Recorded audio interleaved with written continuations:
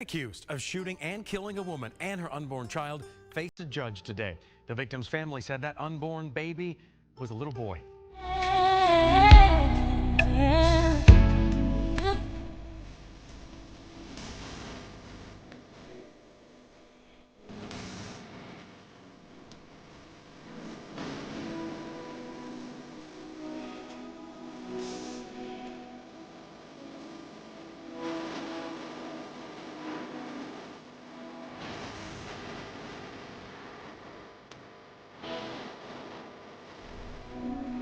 She had 3 months left. 3 months until she walked across that stage and became the teacher she'd always dreamed of being. 3 months until she held her baby boy. But on a Sunday morning in Monroe, Georgia, somebody decided Tanaya Stokes' future didn't matter. 7 months pregnant, 23 years old, cut down in gunfire that wasn't even meant for her. And now a 2-year-old is asking where her mama went. Make it make sense. In every home, behind every closed door, there's a story waiting to be uncovered. Welcome to Dark Whispers, where we dive deep into the hidden truths of domestic crime and the relationships that turn deadly. If you're drawn to real stories, powerful insights, and the shadows most people avoid, you're in the right place. Subscribe now and step into the whispers they never wanted you to hear. Tanaya Stokes was the kind of young woman who had it figured out.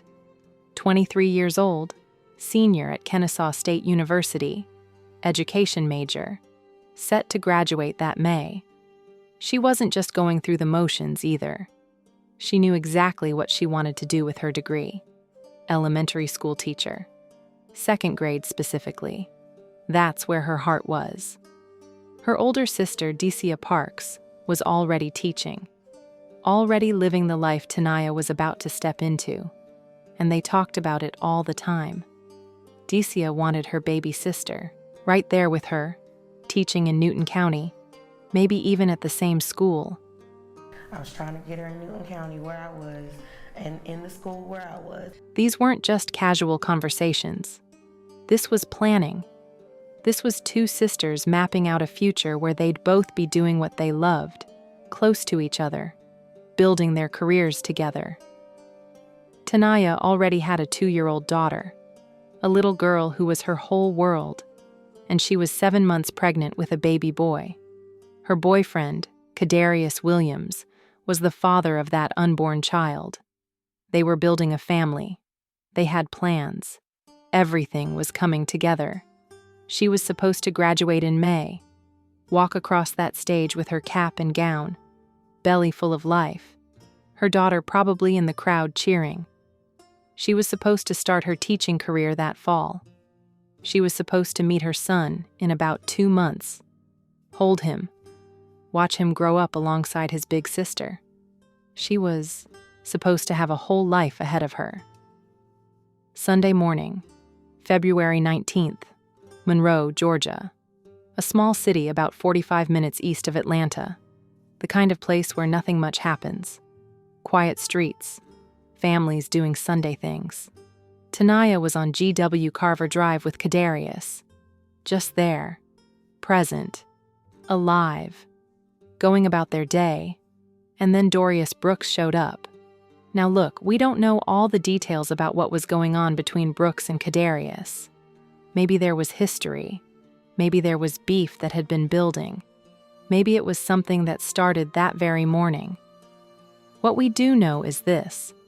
Whatever issue Dorius Brooks had, it had absolutely nothing to do with Tanaya. She wasn't part of it.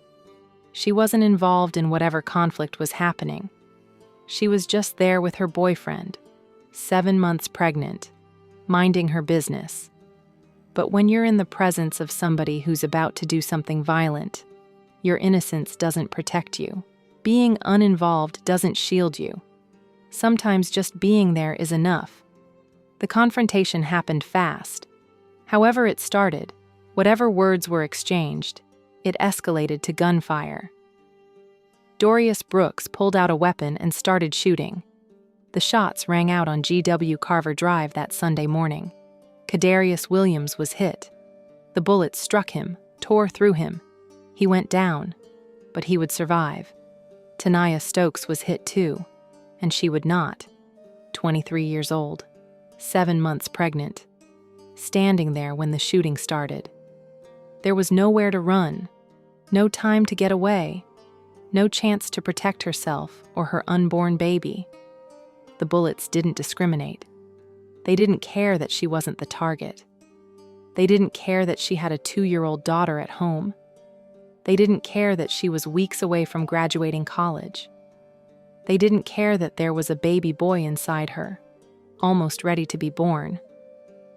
Tanaya Stokes died on GW Carver Drive, and so did her unborn son. 2 lives.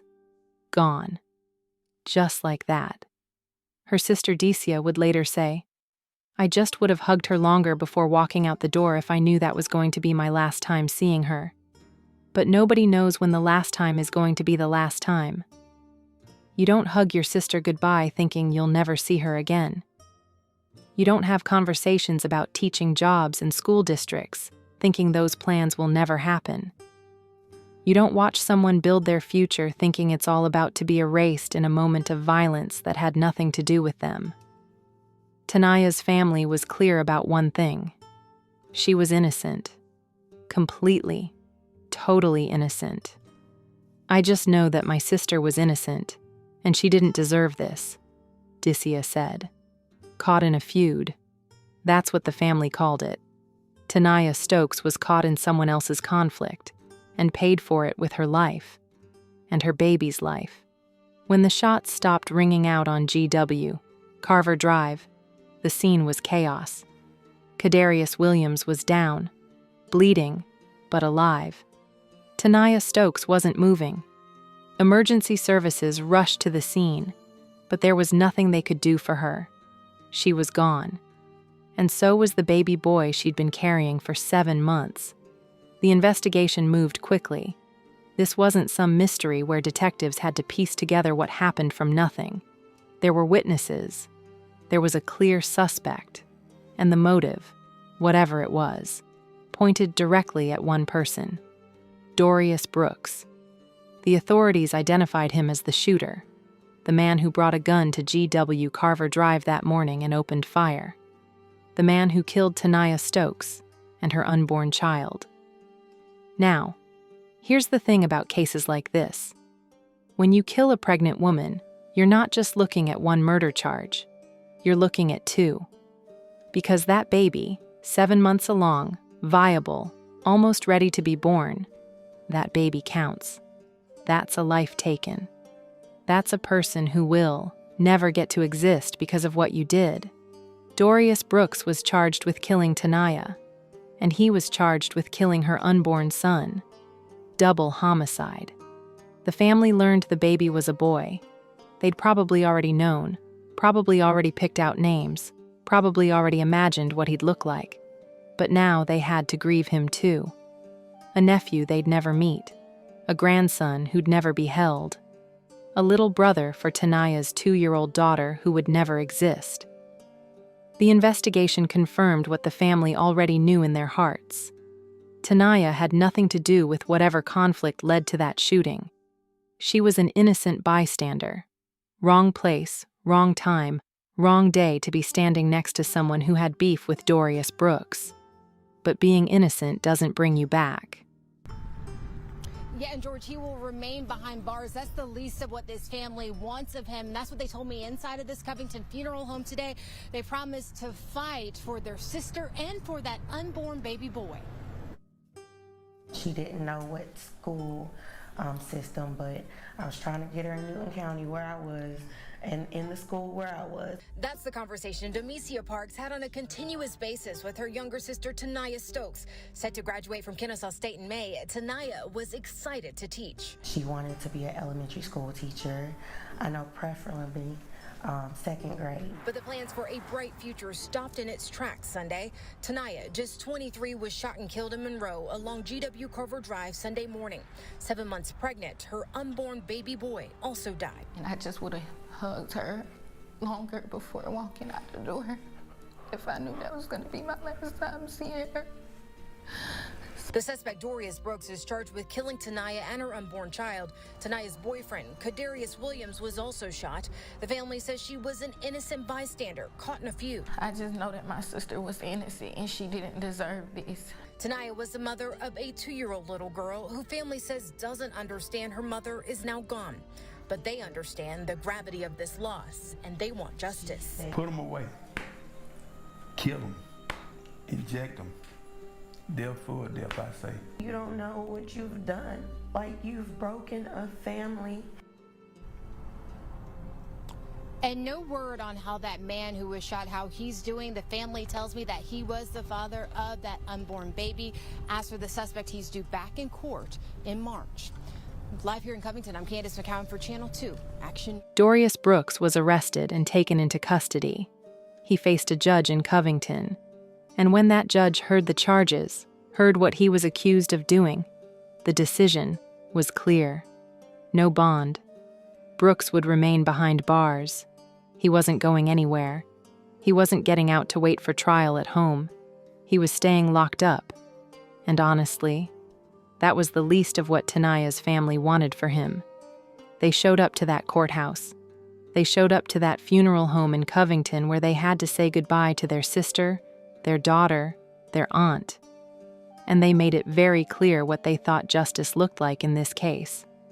One family member said it plain. No sugarcoating. No holding back. Put them away. Kill them. Inject them for faith. Let me tell you something. That's the sound of a family that's been shattered. That's the sound of people who watched someone they love get gunned down for no reason. That's rage. That's grief. That's the kind of pain that makes you want the person responsible to feel every bit of what you're feeling. Because what do you say to a 2-year-old who's asking for her mama? What do you tell a little girl who doesn't understand why mommy isn't coming home? How do you explain that some man she never met decided to shoot into a situation her mama wasn't even part of? The family had another message too. Direct. Clear. Pointed right at Dorius Brooks. You don't know what you've done like you've broken a family. But here's the thing. He probably did know. Or at least he should have known the second he decided to pick up that gun. He should have known when he aimed it. He should have known when he pulled that trigger. You don't shoot into a situation without understanding that bullets don't care who they hit. You don't fire a weapon in the direction of people and get to act surprised when someone dies. Dorius Brooks was due back in court in March. The legal process would continue. The family would have to relive this over and over again through hearings and testimonies and trials. They'd have to sit in courtrooms and look at the man who killed their sister. They'd have to hear the details repeated. They'd have to wait for a system to deliver something that might look like justice. But no verdict was going to bring Tanaya back. No sentence was going to let her walk across that graduation stage. No amount of prison time was going to put that baby boy in their arms. The family knew that. But they were going to fight anyway. They promised that much.